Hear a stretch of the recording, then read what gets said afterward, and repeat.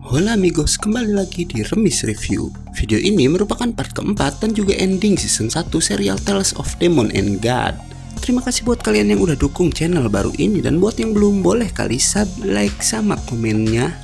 Oke, tanpa basa-basi lagi kita langsung mulai aja. Tapi sebelum mulai kita intro dulu.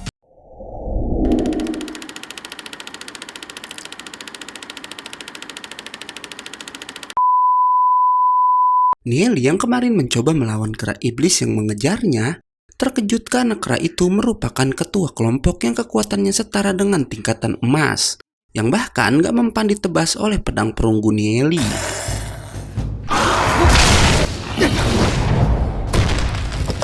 Hingga tak lama ia berhasil menjebak sang kera. Saat tangan kera itu menyangkut di sebuah pohon, Nieli langsung melemparkan pedangnya, tapi kera iblis itu bisa menahan menggunakan giginya dan kemudian mematahkan pedang milik Nieli. Nieli terus melarikan diri karena sadar nggak bisa mengalahkan kera tersebut. Dan tanpa sengaja ia melihat gerombolan orang yang datang di part kemarin udah memasuki reruntuhan. Nieli pun langsung mengejek orang-orang yang ternyata dari guild kegelapan itu, dan berhasil memancing mereka ke hadapan si Raja Kera, membuat orang-orang dari guild kegelapan itu auto bertarung dengan kera tingkat emas tersebut. Gak sampai di situ aja, Nieli yang pintar lalu kembali mengejek mereka dan berkata kalau namanya adalah Chen Yu. Saat sedang melarikan diri, Nieli gak sengaja bertemu Ziun yang sedang seorang diri karena katanya ia gak ikut kabur dengan Lan Ruo karena khawatir pada Nieli. Lan Ruo yang sedang bersama Lin Jian panik karena Nieli belum juga kembali. Sementara si Nieli sendiri masih sibuk merayu Ziun sampai Ziun gak sengaja melihat sebuah batu prasasti yang berisi tulisan peninggalan dari Kekaisaran Suci. Ziun tanpa sengaja menginjak jalan rahasia bawah tanah dan terjatuh. Beruntung Nieli bisa menyelamatkan Ziun menggunakan pisaunya. Tapi gak lama mereka kembali terjatuh dan kali ini Ziun lah yang menolong Nieli menggunakan jaring laba-laba saljunya.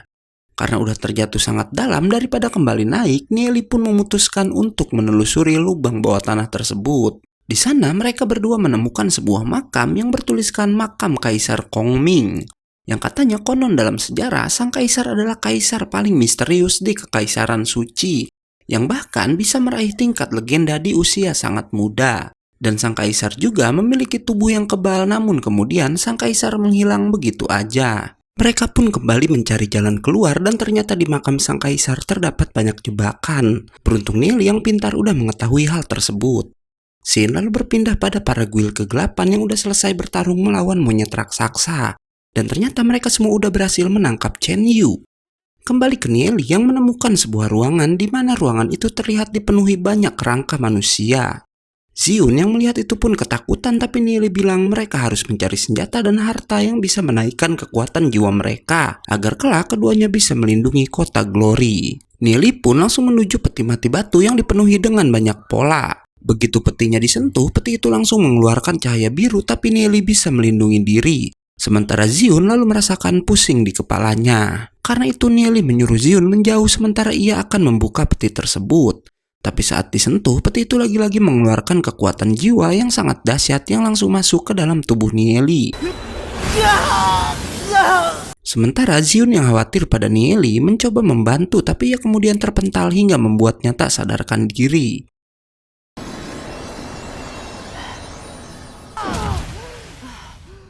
Setelah semua kekuatan jiwa dari peti itu diserap, kemudian patung-patung batu yang ada di sana menyinari pola di atas peti, hingga kemudian peti batu itu pun terbuka.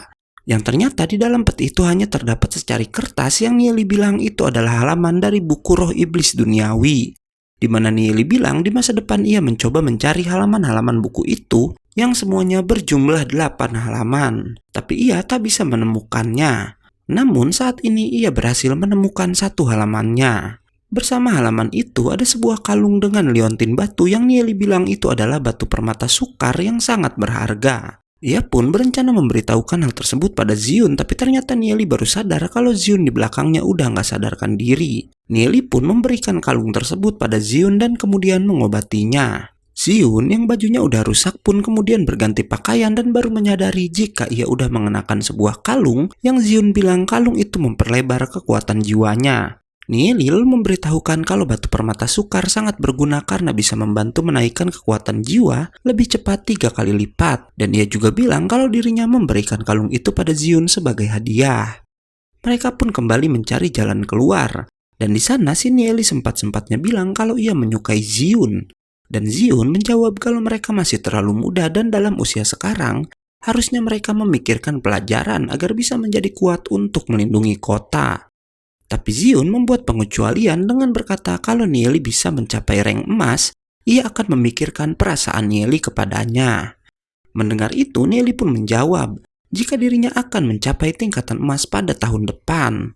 Xin lalu berpindah pada rombongan yang masih mencari semua anggota mereka yang hilang, termasuk Nieli, Ziun, dan juga Chen Yu.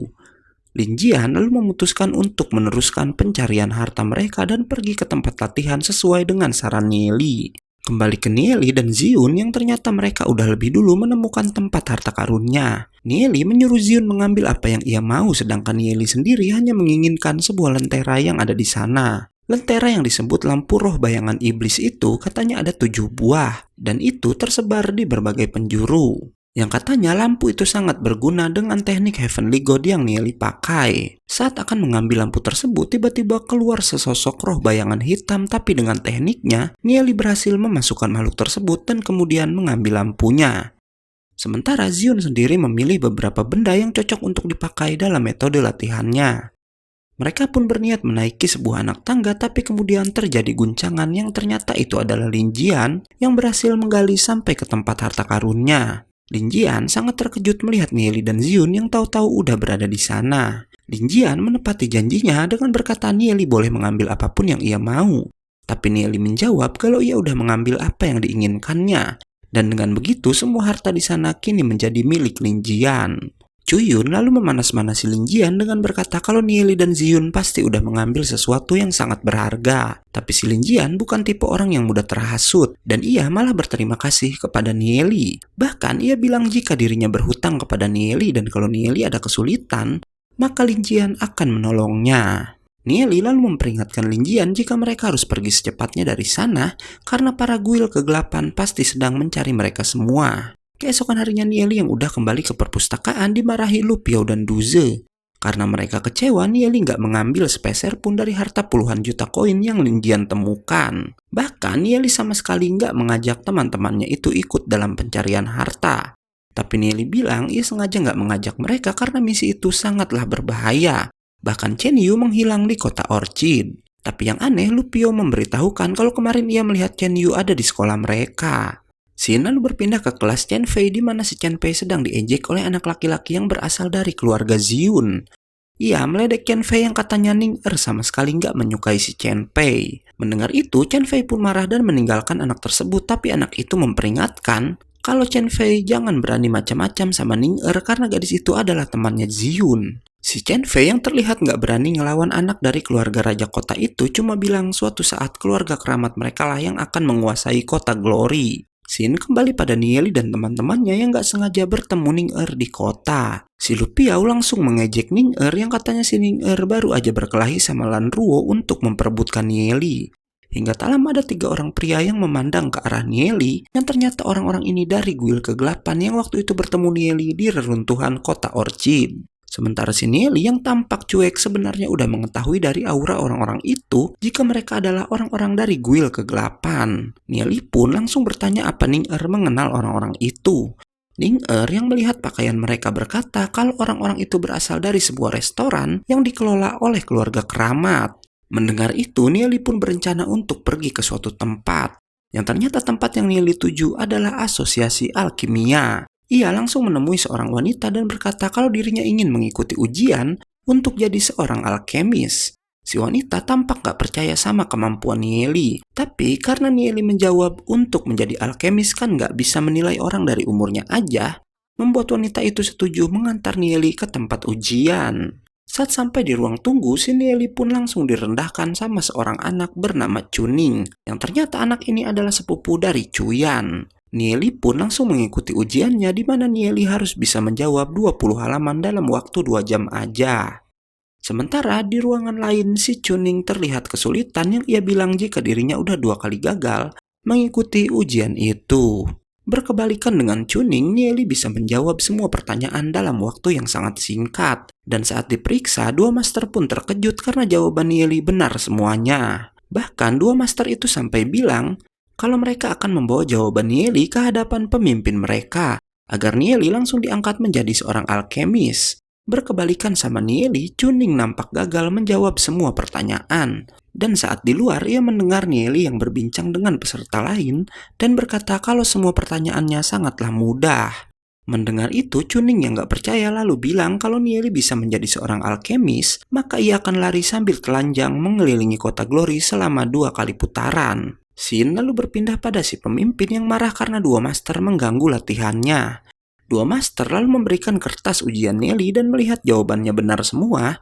Si pemimpin bilang kalau orang itu lolos dan berhak masuk ke ronde kedua. Tapi saat diberitahu jika yang menjawab itu hanyalah seorang anak kecil, si pemimpin langsung bersemangat dan menyuruh para master membawa Nieli ke aula mereka. Salah satu master pun lalu membawa Nieli dan melihat itu Chuning auto kena mental dan langsung kabur dari tempat itu. Nieli yang dibawa ke sebuah ruangan lalu bertanya kertas apa yang banyak menempel di sana. Si master bilang kalau itu semua adalah pertanyaan dari para alkemis yang kesulitan membuat obat dan sengaja ditempel agar alkemis yang tahu jawabannya menulis jawabannya di kertas itu.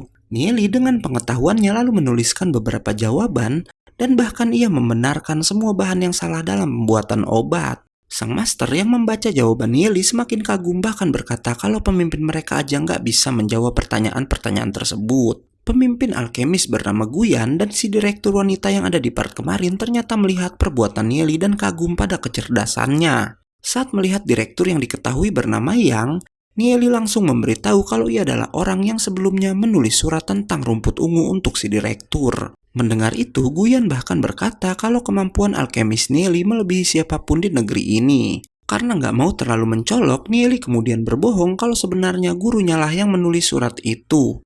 Dan ia juga mengikuti ujian atas perintah gurunya tersebut. Mendengar itu, Guyan berharap kalau suatu saat bisa bertemu dengan guru Nieli. Nieli juga bilang jika gurunya ingin bekerja sama dengan para alkemis untuk membuat beberapa pilangka, yang bahkan formulanya udah hilang sangat lama. Tapi guru Nieli bersedia memberikan semua formula itu dengan syarat ia mendapatkan 30% dari keuntungan penjualan pil pilangka tersebut. Guyan yang mendengar permintaan Nieli malah bertanya bukankah 30% itu terlalu sedikit? Dan Nieli menjawab kalau itu udah lebih dari cukup karena sebagian uangnya akan dipakai untuk pendidikan bagi siapa aja yang ingin menjadi seorang alkemis. Tak lama Nieli pun diberikan seragam oleh direktur Yang karena ia secara resmi udah menjadi seorang alkemis. Dan setelah mengambil seragamnya, Nieli pun pergi dari sana dan season 1 pun selesai.